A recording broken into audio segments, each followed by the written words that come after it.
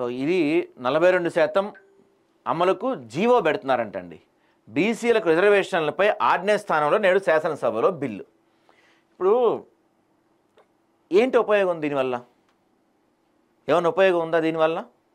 కేవలం మీరు బీసీలని మభ్య పెడతానికి, పిచ్చోళ్ళని చేస్తానికి ఇదంతా మీరు ఆడుతున్న డ్రామాలు కాదా?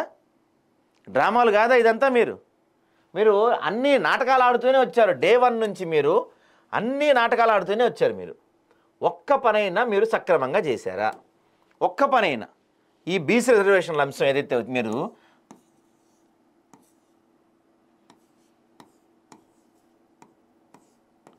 ఇది ఏదైతే ఉందో ఒక్క పనైనా మీరు సక్రమంగా చేశారా? ఒక్కటి ఏదైతే మీరు ఫస్ట్ నుంచి మనం మాట్లాడుకుంటే కులగణన మీరు ఎప్పుడైతే ఎన్యూమినేటర్లకి ఒక 56 ప్రశ్నలు ఇచ్చారో అదే తప్పు. ఫస్ట్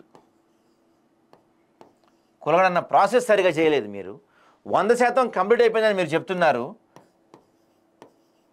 100% కులగణన పూర్తి అయిపోయిందని మీరు చెప్తున్నారు. దయచేసి మన ప్రేక్షకులు కామెంట్ చేయండి.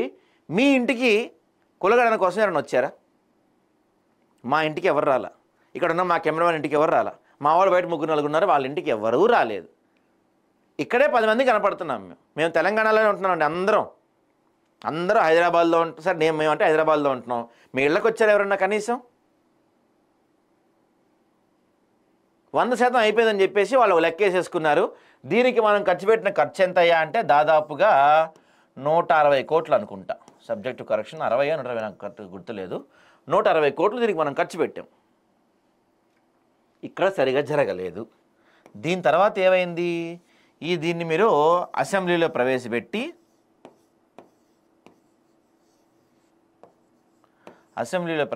మీరు ఏం చేశారు? దీన్ని డైరెక్ట్గా రాష్ట్రపతి గారి దగ్గరికి పంపించారు. మీరు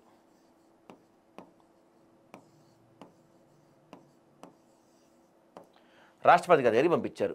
ఏమని పంపించారా మీరు అంటే 9th షెడ్యూల్లో పెట్టండి మేడం అని పంపించారు. మీరు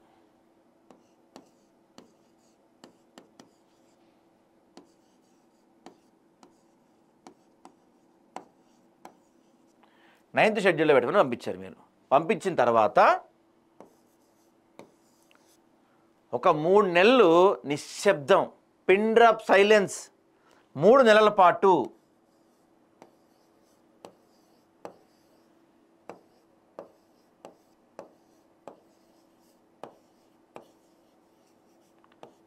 సైలెంట్గా ఉన్నారు. ఒక ధర్నా లేదు, ఒక గొడవ లేదు. కేంద్ర ప్రభుత్వం దగ్గరికి వెళ్ళి కానీ లేకపోతే మీ ఇండియా కూటమి తరపు నుంచి కానీ ఇది పార్లమెంట్లో చర్చ పెట్టాలి, దీనిపైన ఆమోదించాలి, దీన్ని 9th షెడ్యూల్లో పెట్టాలని మీరు చేసిన ఒక పోరాటం లేదు, ఒక ధర్నా లేదు. మొత్తం అయిపోయిన తర్వాత మీరు హైకోర్టు మీ పైన సీరియస్ అయ్యి ఎలక్షన్స్ ఎప్పుడు పెడతారు? మీరు ఆగస్టు 30 లోపు రిజర్వేషన్ అంశం తేల్చండి, సెప్టెంబర్ 30 లోపు ఎలక్షన్స్ ప్రాసెస్ కంప్లీట్ చేయండి అని చెప్పి సుప్రీంకోర్టు మిమ్మల్ని సీరియస్ అయితే టైం దగ్గరికి వచ్చేసిన తర్వాత గబగబా ఏం చేశారు? మీరు ఢిల్లీలో ఒక ధర్నా లాంటిది పెట్టారు. మీరు లాంటిదండి, ధర్నా కాదు అది. మీరు అందరూ చక్కగా కూర్చొని ఒక స్టేజ్ వేసుకొని కూర్చొని అక్కడ ఏదో నాటకం ఆడారు. ఇది కూడా పెద్ద బూటకమే నన్ను అడిగితే. ఒక నాటకపు ధర్నా చేశారు, చక్కగా నాటకం వేశారు ఢిల్లీలో. దానికి మీరంతా కూర్చొని పాటలు పాడుకున్నారు, అది చేశారు, ఇది చేశారు, ప్రగల్భాలు పలికారు. కానీ దానికి నిజంగా మీకు విశ్వసనీయత ఉండుంటే మీరు ఆడిన ఈ నాటకానికి ఒక రాహుల్ గాంధీ రారు,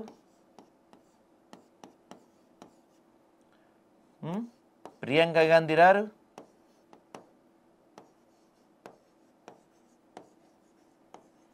మీ పార్టీ నేత ఖర్గే రారు, ఇండియా కూటమి నేతలు ఎవరికి దీనిపై ఇంట్రెస్టే ఉండదు. ఇక అంతా అయిపోయిన తర్వాత మళ్ళీ ఏం చేస్తారు? ఒక ఆర్డినెన్స్ పెడతాం అంటారు.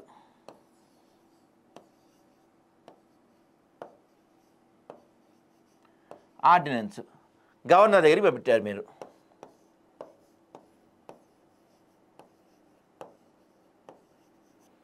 గవర్నర్ గారు ఏం చేశారు? ఈ ఆర్డినెన్స్ని రాష్ట్రపతి దగ్గరికి పంపించారు.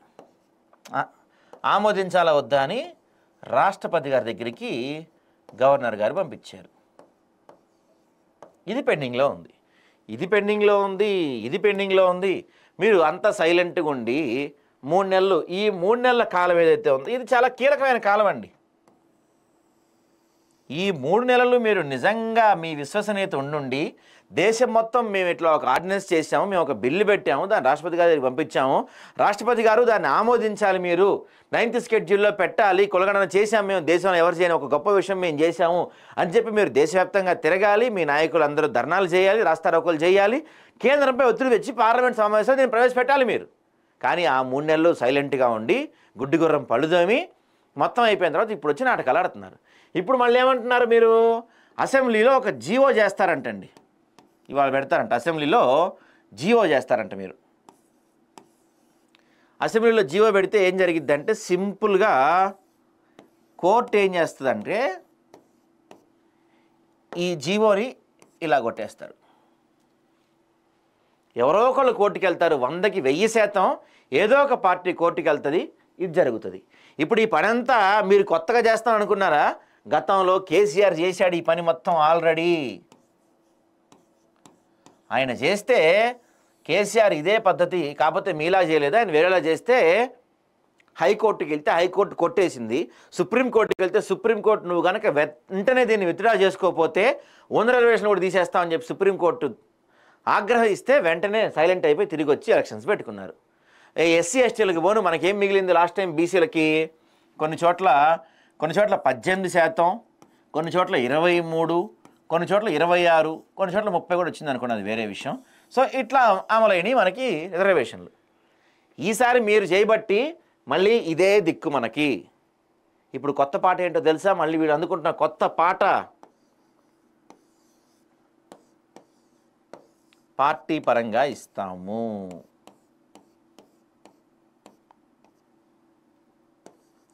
పార్టీ పరంగా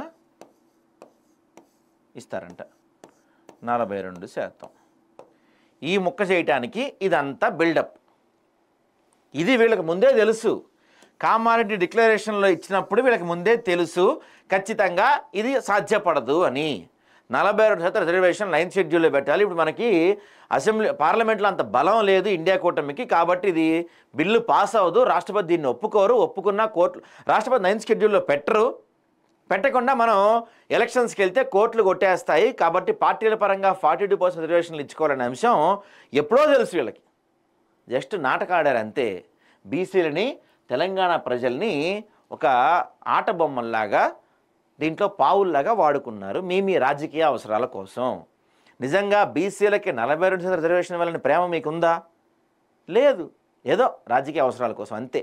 ఇప్పుడు మీరు స్థానిక సంస్థల్లో 40% రిజర్వేషన్ గురించి ఇంత హడావిడి చేస్తున్న మీరు మరి దీంతో పాటుగా విద్యా ఉద్యోగాల్లో కూడా 40% రిజర్వేషన్ ఇవ్వాలి అని చెప్పి ఒక బిల్లు పెట్టారు కదా, దాని గురించి ఎందుకు ఎక్కడ చర్చించట్లేదు? దాని గురించి ఎందుకు ఎక్కడ మాట్లాడతలేదు? మీరు కేవలం స్థానిక సంస్థలు వీటి గురించే మాట్లాడుతున్నారు. కానీ విద్యా ఉద్యోగాల్లో కూడా తెలంగాణ బిడ్డలకి, బీసీ బిడ్డలకి 42% రిజర్వేషన్లు రావాలి అంశం ఎవడన్నా మాట్లాడుతున్నాడు? ఒక్కడైనా ఒక్క నాయకుడు మాట్లాడంగా నేనైతే వినలేదు. మరి కేవలం మీ యొక్క రాజకీయ అవసరాల కోసం మాత్రమే పెట్టుకునే బిల్ ఇది, అంతకు మించి ఏమీ లేదు.